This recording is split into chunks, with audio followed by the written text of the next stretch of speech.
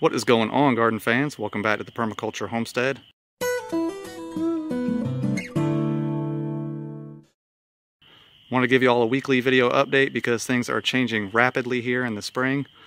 We have had this fake spring. There's a lot of good new green growth and a lot of trees are flowering, but we have a frost advisory hitting us next week, so things are going to be looking different here the next couple days. All this new green growth might be dead. Real quick tip, talking about elderberry here. I love elderberry. It is actually a great trap crop for black fly. So you could probably see all this black fly on the new green growth. And because it's a trap crop for black fly, things like ladybugs, come on baby, coming in here. So I got beneficials being drawn in here to a trap crop. None of this black fly is on my kale, my collards, or any of my herbs. And because I don't spray for pests, the beneficials are now coming in and eating the black fly. And I don't care about elderberry. Elderberry is hardy. It can handle black fly. So this is just some integrated pest management techniques I want to share with you here. All the kale and collards, it's been so warm that some of these are wanting to flower. But we're going to have frosty temperatures next week, so I'm probably going to top off some of those flowers just to stimulate some more green growth. And like I said, you see no black fly or aphids or anything out here on any of my collards or kale because I've got a trap crop taking care of it. There is this understory, lush understory of chickenweed and henbit and some nitrogen fixers. These are edible for survival scenario. I do feed them to my chickens and to my rabbits right now. If I absolutely had to eat chickenweed, I could eat it too. And what I'm going to do with all this understory, you can see this natural succession, is I'm going to chop it all down.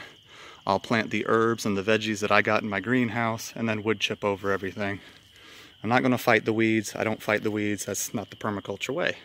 So here you go. Here's a tree flowering. This is a peach tree. Like I said, this is why I really don't like peach trees for Zone 8 South Carolina. We always get this fake spring. At least we have the past couple years. And that tree is gonna, not produce any fruit if we get this late frost. But we plan for redundancy in permaculture. So I have lots of diversity out here. Goomyberry are putting on some leafy green growth. The frost might not kill that. I've got mulberries, 2 of them on site, that are putting on fruity buds.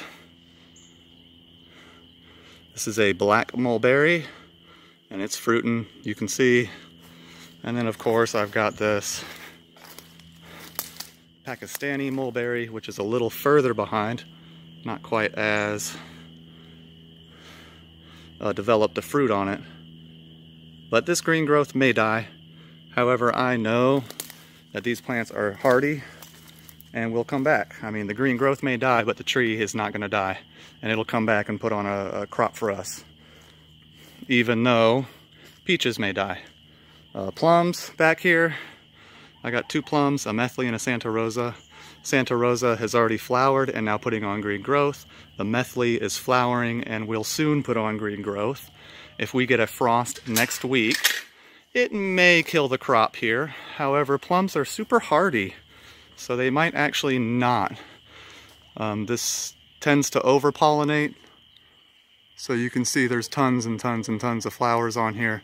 A frost may kill 1 or 2 or 3 of those flower heads off, but in the long run, we may still have a good little crop of plums on these 2 plum trees. A permaculture garden does tend to over-pollinate. Beautiful, all the petals on the ground. All that phosphorus now is going to get put back into the ground. Hey chickens, hey girls. These girls are doing great. As you can see, they're eating up all the weeds, We don't fight the weeds, we use them. They're our friends. We plan for redundancy, obviously, so I'm not just putting all my money in one basket. Things like jujube haven't even started greening out because we don't have enough light yet. They're more affected by a light cycle.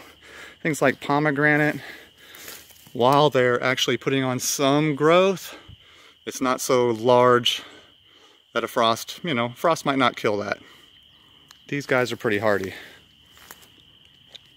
Pawpaws are also, they're budding up, but they're still waiting for a little bit more light and a little bit more heat to really get going. So once again, garden fans, I plan for redundancy. I got figs that are starting to want to put on green growth, but they're not doing that yet. Mother Nature is resilient, so resilient that look at this. I pruned these peach trees over 3 or 4 weeks ago, and they're still wanting to flower, even though they've been disconnected from the source. Mother Nature is really hardy, really resilient, and I know that even if we get a late frost, there will still be an abundant year for us. I want to thank you all for watching. Please like, share, and subscribe. As always, really it does help us out. And keep in touch. I'm trying to step up the quality here with the video, guys, and the editing. Appreciate your patience with me. God bless.